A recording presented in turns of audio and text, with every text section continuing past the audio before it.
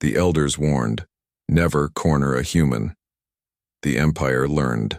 Too late. Admiral Vex Thule of the Kalarian Empire stood on the bridge of his flagship, watching the blue-green marble of Earth grow larger in the view screen. Behind him, 1,000 warships darkened the void, the largest fleet ever assembled in galactic history. Today would mark the end of humanity's brief, defiant chapter in the cosmic order. "Status report," he commanded, his forearms clasped behind his chitinous back. "The human homeworld's orbital defenses have been neutralized, Admiral," his tactical officer reported. "Their fleet lies in ruins. Survivors are fleeing to the outer colonies, but our pursuit squadrons will eliminate them within the cycle." Vexthal's mandibles clicked in satisfaction. Humanity had been a thorn in the Empire's side for 3 decades, ever since they'd had the audacity to refuse subjugation. Unlike the other 847 species that comprised the Empire's domain, humans had fought back. Worse, they'd inspired others to resist. "Begin bombardment protocols," Vexthal ordered. "Reduce their population centers to ash.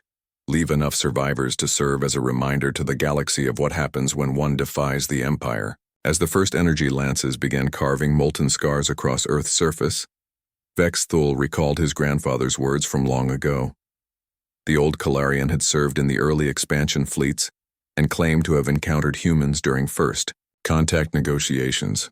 "Never corner a human, grandson," the elder had wheezed. "Other species fight to live. Humans fight to win. There's a difference." Vexthal had dismissed it as the rambling of an aging warrior.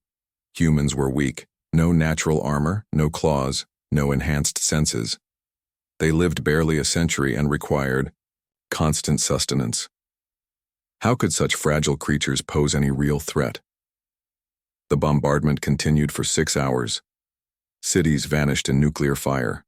Oceans boiled. The atmosphere itself began to burn. When the fleet's weapons finally fell silent, Earth hung like a dying ember against the stars. "Scan for survivors," Vexthal commanded. "Minimal life signs detected, Admiral. Scattered pockets in deep underground bunkers. Nothing significant." "Excellent. Signal the pursuit squadrons. How many human colonies remain?" 17 confirmed settlements, sir. Our forces are en route to..." The tactical officer's words were cut short by proximity alarms. Every screen on the bridge exploded with warnings, as space itself seemed to tear open around them. One by one, massive shapes emerged from hyperspace, human ships, but like none in the Empire's databases. These vessels were wrong. Twisted. Instead of the sleek curves typical of human engineering, they were angular things of black metal and sharp edges. Strange symbols covered their hulls, and energy signatures that hurt to look at directly pulsed along their frames. "Impossible," Vexthal breathed. "Our intelligence confirmed that was their entire fleet." The lead human ship opened communications. The face that appeared on screen made Vexthal's 4 hearts skip in synchronized terror. It was human but changed.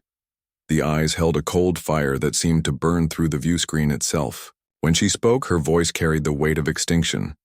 "I am Commander Sarah Chen of the Human Stellar Remnant. You have made a mistake. Your homeworld burns," Vexthal managed. "Your species is finished. Surrender now, and we may..." "You killed our world," Chen interrupted, her voice never rising above a whisper. "You killed our children, our elders, our dreams." She leaned forward, and Vexthal saw something in her expression that made his exoskeleton crack with stress. "Do you know what happens when you corner something that has nothing left to lose?" The first human ship fired, not energy weapons, something else. Something that bypassed shields entirely and struck the flagship's hull. Where it hit, reality seemed to waver. Kalarian crew members simply ceased. Not killed, not vaporized. They stopped existing, leaving only empty uniforms floating in the void. "What have you done?" Vexthal demanded. "We learned," Chen replied. "In our final days, as you burned our world, we learned. We found the old ruins on Kepler 4 Amori 2b. We deciphered the warnings left by the predecessors. We understood why they fled this galaxy eons ago. More human ships fired. Each shot tore holes not just in hulls but in the fabric of space-time itself. Calarian vessels began imploding, their crews screaming across all frequencies as they were pulled into dimensions that shouldn't exist. You see, Chen continued conversationally as the Imperial fleet died around them, every species eventually discovers the quantum layer beneath reality. Most have the wisdom to leave it alone. But humans, she smiled, and it was the most terrifying expression Vexthul had ever witnessed. Humans have a saying, if it exists, it can be weaponized. The tactical display showed Imperial ships vanishing by the dozens. Some were consumed by tears in space. Others seemed to age millennia in seconds, their hulls corroding to dust. Few simply winked out of existence as if they had never been built. We've had 30 years to prepare for this day, Chen said. 30 years to study your technology, your tactics, your psychology. We knew you would come for Earth eventually. We let you. We wanted you all in one place. Vexthul's flagship shuddered as something impossible wrapped around its hull. Gravity itself, twisted into claws that began crushing the massive vessel like an egg. Through the growing cracks in his armor, his bodily fluids leaked into vacuum. But the Empire. He gasped. 800 worlds. Billions of soldiers. We'll learn a new fear, Chen finished. Every species you've enslaved will hear what happened here. They'll learn that humans don't just die quietly. When you corner us, when you take everything from us, we don't surrender. Her eyes blazed with the light of dying stars. We innovate. As Vexthul's consciousness faded, he finally understood his grandfather's warning. Humans didn't just fight to survive. When pushed beyond all hope, they fought to ensure their enemies would never feel safe again. The last thing he saw was Earth, still burning in the distance, but no longer dying, alone. Around it, space itself was on fire as humanity's final gift to the galaxy wrote itself in laws of physics that the Empire would never comprehend. In the outer colonies, the survivors would rebuild, but they would remember. And across the stars, 800 enslaved worlds would hear the whispered promise carried on quantum winds.